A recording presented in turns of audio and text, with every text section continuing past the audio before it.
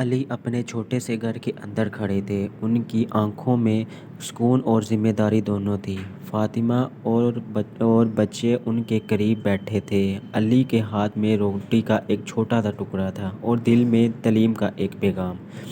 وہ جانتے تھے کہ گھر صرف دیوار اور چھت کا نام نہیں، بلکہ گھر دلوں سے بنتا ہے۔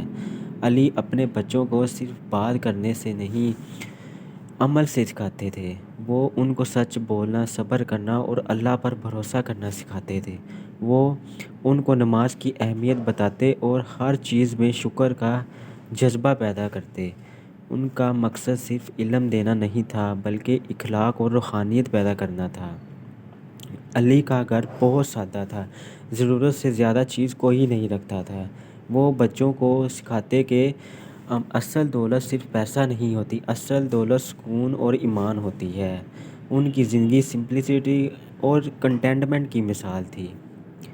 جب مشکل وقت آتا، بچے گھبرا جاتے، علی ان کو قریب بٹھاتے اور کہتے، اللہ ہمیشہ ہمارے ساتھ ہوتا ہے جب ہم سچ پر رہتے ہیں۔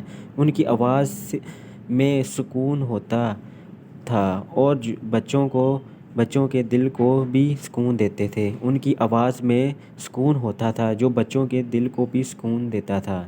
علی اور فاطمہ کا رشتہ گھر کا مرکز تھا۔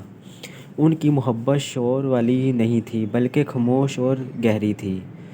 وہ ایک دوسرے کا سہارا بنتے اور بچوں کے لیے روشنی کی مثال ہوتے۔ وہ ایک دوسرے کے لیے سہارا بنتے اور بچوں کے لیے روشنی کی مثال ہوتے۔